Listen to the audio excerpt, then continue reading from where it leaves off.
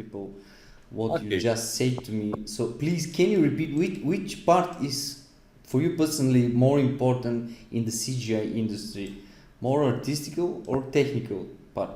Um, when I see an image, I always like to divide like in 50 and 50, right? Okay. The first 50%, of course, is given by the beauty of the image, and the beauty is given by the composition, by color palette, color theory, light orientation, values, and stuff like that.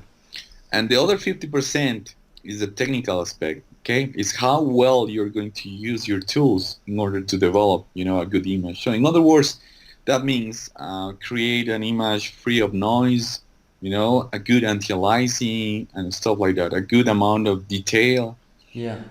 So if you can balance these two parts, 50 and 50, there is no way you can fail doing an architectural visualization image. Okay, there is no way. Okay, of course, creativity is one of the most important part. You have to be very creative, not only with artistic aspect, but with the technical aspect. You can be creative inside the technical workflow. For example, in Photoshop, if you create an action, that action is going to allow you to save a lot of time. Yeah. That is what I mean. Be creative inside the workflow. So, can you tell us a bit the story about the project which became famous in Ronnie Beckerman, the Volcano Museum? Okay. Okay. Meteora was born like Meteora. a personal project. Yeah. Ronnie asked me like the last year, December. He asked me if I'm able to do some kind of um, article Yeah. talking about 3D mega scan because at that moment it was very important, have that kind of feedback about mega scans inside architectural visualization. So I said yes, and I started to develop, a completely different project that people knows that now as a Meteora. But at some point, I realized that I'm using megascans just to feel the vegetation part of the scene. So I decided to change the main concept totally, and I started to develop this Meteora project. So I was looking for something different. I was looking for something that the vegetation has to be the main character, okay? Not something like to feel the scene. Um, I started to make some sketch, and I found this interesting concept about create like a dead life architectural concept. Okay, Yeah. and yeah, that was the result. I was very happy. And as a personal challenge inside this project, I decided to create a very specific composition and with a very specific lighting technique for every single image. Okay, Yeah. so that was my idea. So the way how you discover the light in different angles is one of your major actor in your scene, I see. And using the latest scan material technology actually is pretty attractive, and the people, I guess, they still don't know so much about the scanned materials, but in the way how you show in your project make easier to understand for us with all the displacement and all the things. What was the most difficult part in the projects for you? I think the most difficult part tried to be, try to create this puzzle because in the Megascans library you have so many different 3D models, like from different environments. And at that moment, the idea was, of course, create a vivarium. But the majority of the vivarium is like a green vivarium with a lot of, green color inside. But I was trying to create something different, like a dead environment. And it was really difficult trying to pick up the correct 3D model in order to create this big puzzle, right? The technical aspect was so easy to do, so easy to understand. There is no way there is no way to fail. You only have to Mm-hmm. drop the 3D model, basically merge or export from the uh, cor- uh, the Megascans bridge. And that's it. You know, the creativity part in order to try to put the rocks, the dead trees and stuff like that, and try to create a balance and taking in consideration in which position you're going to put the camera. That was the real challenge. Okay, now a quick jump again to your teaching career. I think what you do in the way of teaching the essential techniques using Corona and Max, uh, I'm wondering how you manage the time difference with all the students you have. When a student or a future student contact me, we always check how is the schedule, right? Because of course I'm living in Ecuador, South America. Yeah. The majority of the students are from Europe, sometimes the US, sometimes other countries here near to South America.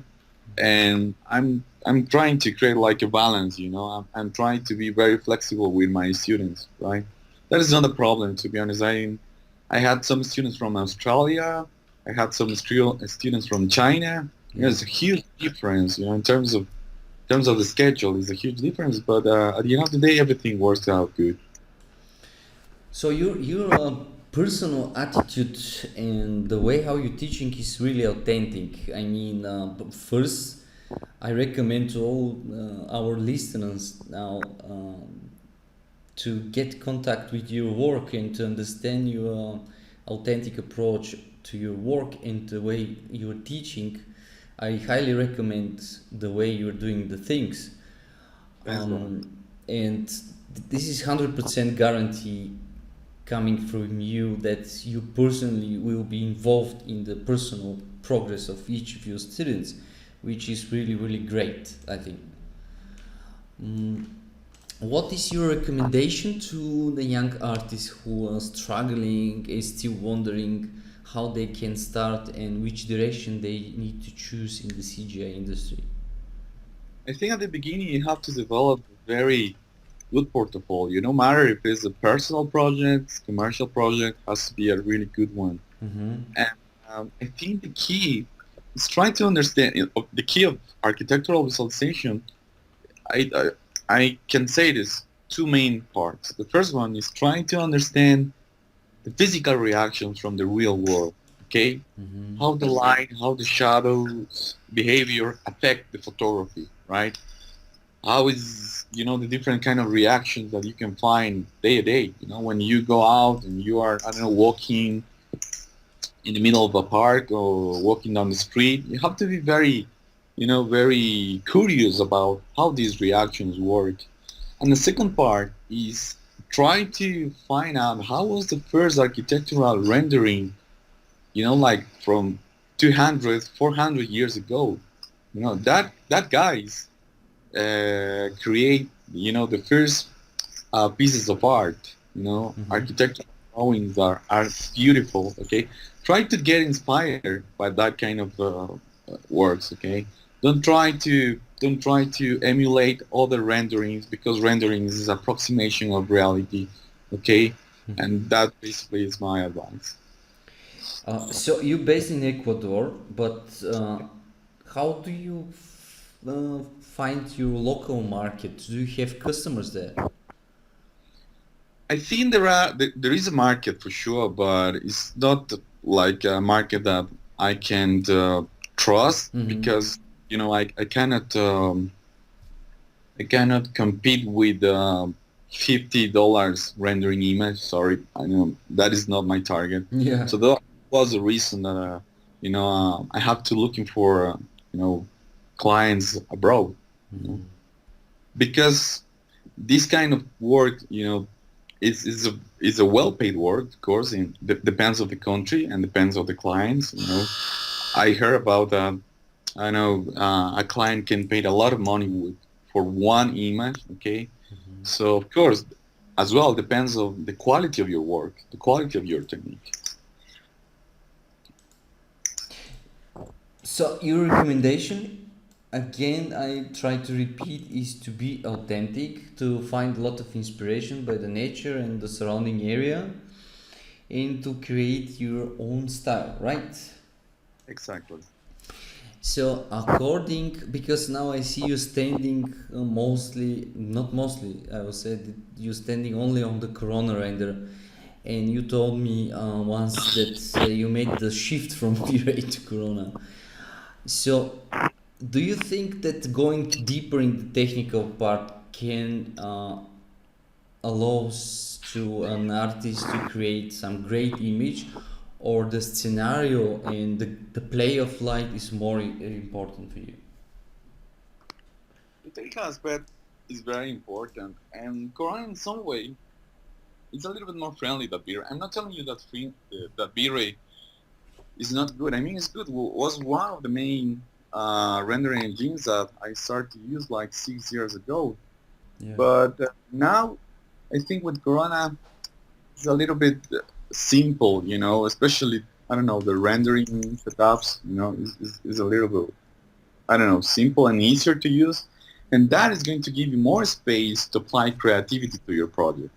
Yeah. Right now, I'm not worried about settings.